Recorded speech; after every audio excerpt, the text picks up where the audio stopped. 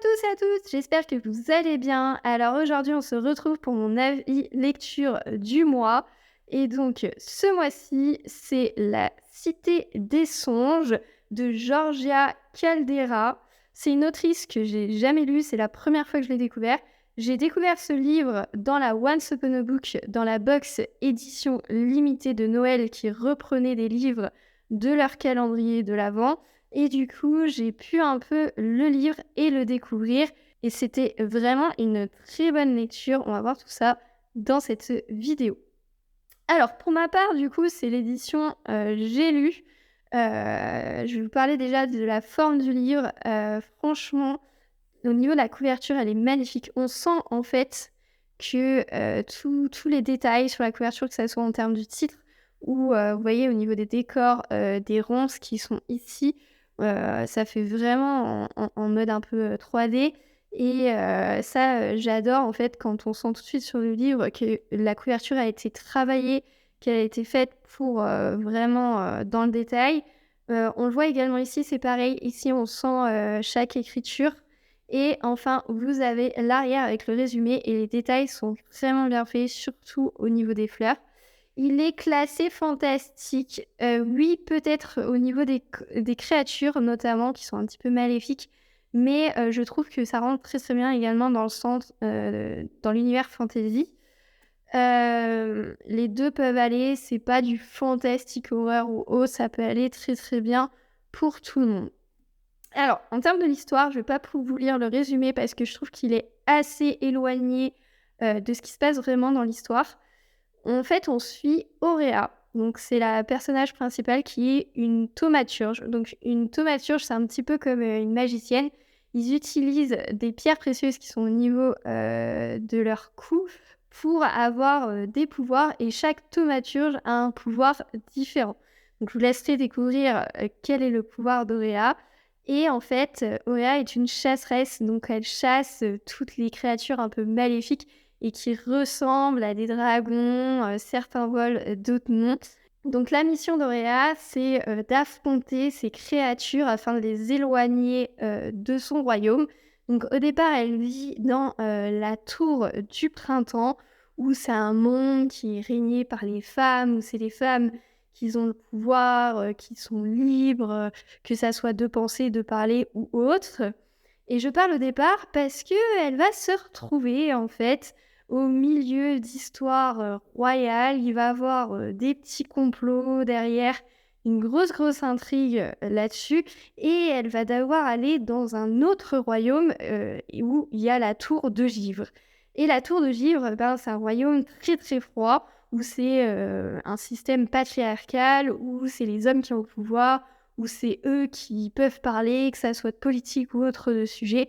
Et elle va se rendre compte qu'il y a beaucoup de problèmes dans ce royaume et que les femmes, et notamment les thaumaturges, eh ben, ils sont pas très aimés dans ce royaume. Et du coup, je vous laisse découvrir dans la lecture ce qui se passe. Dans tout ça, ils vont devoir s'unir, que ce soit, les 2 royaumes, pour affronter un grand danger qui vient d'un autre royaume parce qu'effectivement, il y a plusieurs royaumes et ben, dans tous les royaumes, ben, il y en a qui veulent conquérir les autres royaumes et c'est ce qui se passe, dans cette histoire-là et du coup, ils vont devoir affronter un danger ensemble. Entre-temps, il y a énormément de choses qui se passent. Comme je vous dis, il y a beaucoup de complots, beaucoup d'intrigues. Il y a une petite romantaisie entre les personnages principaux. C'est pas mis en avant, placardé en avant et l'histoire est focus là-dessus.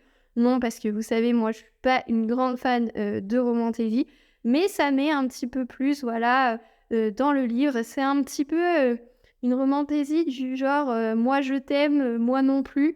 Donc pas vraiment avoué, donc c'est un petit peu assez compliqué, voire où il y a de la haine et de la rancœur l'un envers l'autre. Puis au fur et à mesure, on se rend compte que les personnages s'aiment bien. Donc je vais pas vous en dire plus et comment ça se passe. Mais voilà, on retrouve vraiment dans le livre tous, les éléments qui fait un bon livre, que ça soit, voilà, l'histoire en elle-même, les intrigues, les messages qui sont à passer entre un royaume où tout est libre, qu'on soit femme ou homme et un autre royaume où, ben, cette liberté, elle est très restreinte. Il y a, énormément, de choses qui se passent qu'on ne pensait pas. Moi, il y a beaucoup de choses que je n'ai pas vues dans ce livre et j'ai adoré vraiment et en termes de plume de l'autrice, elle est juste incroyable. Elle sait vraiment raconter les choses et dès la première page, vous êtes plongé dans cet univers. Donc pour ceux ou celles qui ont du mal avec la fantaisie parce que c'est pas tout à fait le même univers que nous, et bien là, vous rentrez vraiment très, très bien dedans parce qu'elle décrit vraiment bien sans l'alourdir. Il y a pas des longueurs, qui ennuient. Bien au contraire, l'autrice sait vraiment très bien maîtriser son livre et ça, j'ai énormément aimé, la plume de l'autrice. Donc je vais vous montrer à l'intérieur comment c'est noté. Donc c'est un brochet, hein. Le style d'écriture, je dirais qu'il est c'est à peu près la moyenne, voire un petit peu plus petit que la moyenne, mais ça se lit, très, très bien, très, très vite. Moi, j'ai mis je suis une petite lectrice, hein, j'ai mis 3 semaines pour le lire, sachant que je lis pas tous les jours. Comme je vous dis, je suis une petite lectrice, mais je pense que j'aurais pu faire en 10 jours, très clairement. À l'intérieur, donc on a environ 450 pages, un petit peu moins.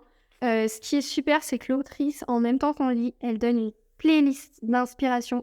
Donc en même temps que vous lisez, vous pouvez écouter en fait des sons et c'est les sons notamment qui a inspiré l'autrice quand elle a, écrit le livre.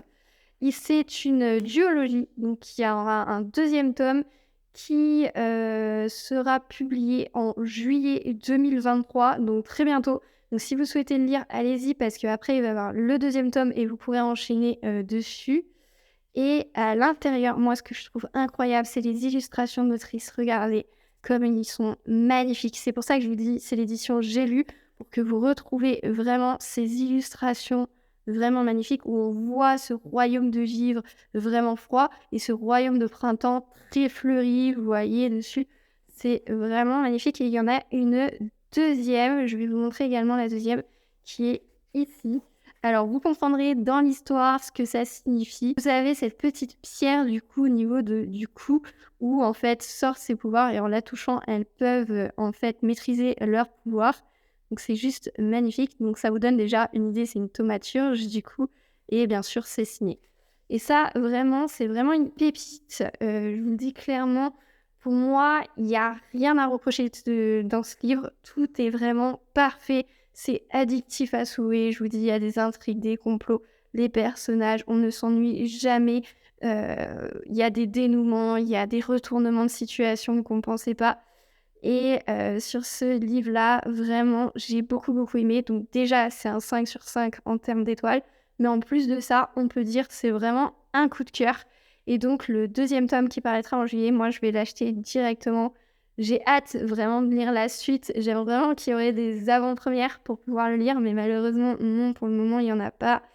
Et mais franchement, c'est vraiment un livre à lire et je pense même à relire, tellement que l'histoire est vraiment passionnante et rien que pour les illustrations qu'il y a à l'intérieur, pour moi, il faut acheter le livre pour les avoir parce qu'elles sont vraiment magnifiques et surtout que c'est l'autrice qui les a fait, c'est pas une autre graphiste ou illustratrice, c'est vraiment l'autrice qui s'est donnée à l'intérieur de ce livre. Donc voilà, vraiment beaucoup aimé. Pour le tome 2, je vous spoil un petit peu. Je ne l'ai pas lu, mais j'ai pu discuter un petit peu avec l'autrice.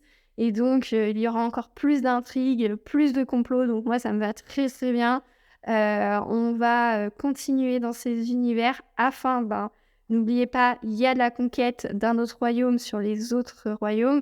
Donc, à mon avis, il va y avoir aussi cette histoire-là qui va arriver et il va falloir les affronter et arriver, à régner la paix. Mais on verra dans le 2e. Peut-être qu'au contraire, ça sera un drame à la fin, on verra bien. Mais voilà, on va avoir énormément de choses là-dessus et j'ai oublié de vous dire une petite chose. À l'intérieur, il y a un personnage, c'est un renard feu qui est le compagnon d'Auréa et qui est juste sublime, sublimement écrit également. Et franchement, c'est plein de détails comme ça où ça donne vraiment envie de lire, de continuer, d'en savoir plus en fait. Et franchement, une grosse, grosse pépite qui est pas assez mise en avant, je trouve, mais qui a été candidat en tout cas des Images Géniales, si vous connaissez, qui sont un prix justement dans cette catégorie fantasy fantastique dans les Vosges et SF. Et franchement, ce livre vaut vraiment le coup. Donc moi, je vous le recommande de le lire. Et si vous l'avez déjà lu, n'hésitez pas à me dire en commentaire ce que vous en avez pensé. Et si vous avez aimé cette vidéo, n'hésitez pas à mettre un petit pouce bleu. Pour avoir la vidéo du mois prochain, n'hésitez pas à activer la cloche des notifications. Et je vous souhaite une très bonne journée.